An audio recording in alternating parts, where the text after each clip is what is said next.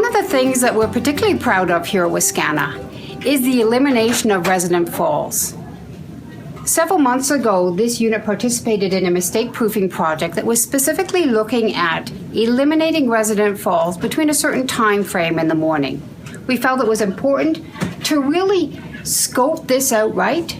We want to be successful, so let's start small, and then we can expand out, translate those lessons that we developed early on to further on in the care period.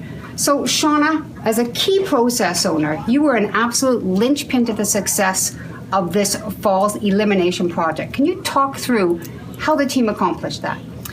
The team met every week with all the help from the ministry and the KTO, and we came up with ideas. The staff came up with their ideas on their own. They weren't told what to do. They had to figure out what to do. We came up with about 3 or 4 different strategies. One was the falls tracker, which is on the board here. We keep track of when the falls happen. It's visible. We can see it. It reminds us day after day that falls are something we need to be aware of. Somebody's escaping. They changed the time that they do their grand rounds on nights. They used to do it at 5 a.m. Now they do it at 3 a.m. on the idea that the residents will get back into a deep REM sleep before they start hearing the sounds on the unit that they would normally get up and wanting to go to the bathroom, and they can hear the staff coming in, so we changed that time. And then we also changed the time that the LPNs start their medications. Normally they would start at 7. We now start at 7:30, which gives us 2 more bodies on the unit between 7 and 7:30, which is part of the peak time. They can start answering call bells. They can go take people to the bathroom. They can assist somebody if they want a drink of water. They're there and they're available. We also did an alert system that if an LPN gives a medication or a medication is ordered that day that may alter the mobility of a resident, we put a staff alert on the care plan book, so the staff coming onto that group can look, oh, there's a staff alert here, I need to see what the difference is, and it goes in and they'll see that that person got maybe a medication that is going to make them sleepier than normal, and so there's a greater potential for falls because of that. And those were really the strategies that we used. So it sounds pretty straightforward. Come up with an idea, implement. Yes. Come up with an idea and implement. Yes.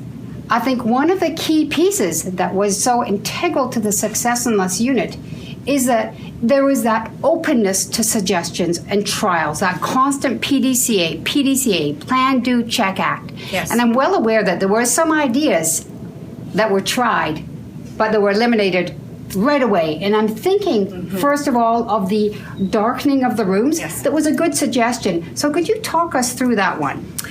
We came up with the idea of putting up sheets in addition to the curtains that are in their room, because most of the residents on this room or on this unit would get up very early in their life before here. They were farmers. They would get up and go to work. As soon as they saw the bright light, the sun coming up, they wanted to get out of bed. They forget they can't get out of bed by themselves.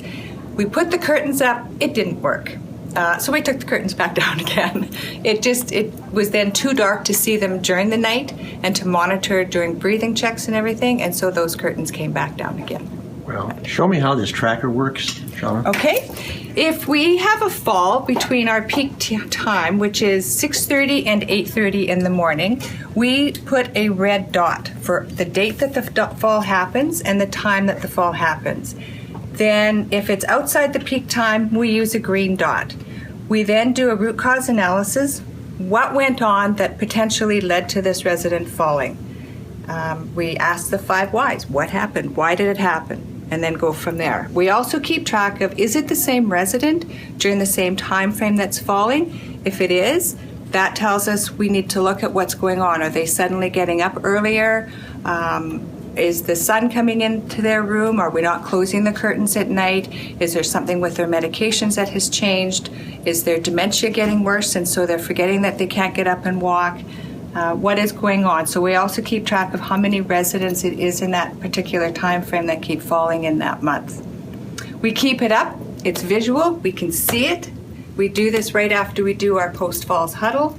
And it's just a reminder that falls are always on our mind, and we always have to do what we can to eliminate them. We also have just received our shipment of grippy socks. We're pretty proud of Grippy Socks. We used some donation money that was given to the unit, and we purchased 50 pairs of Grippy Socks, and we have assigned them to the staff or to the residents that have the greatest potential for falls. The socks will be put on at night when they go to bed. When they get up in the middle of the night, maybe they'll have they'll be more stable if they try and walk to the bathroom. So what's the percent of reduction of falls? Oh, percent? I can't give you an actual percent. I know that the previous year, I think we had about 22 falls in the time frame from 6:30 to 8:30 a.m.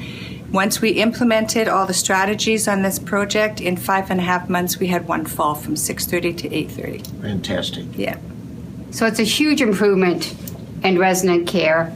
And really, we are providing that care, that defect-free care that we want, that our residents want, that our families want, indeed that the public wants.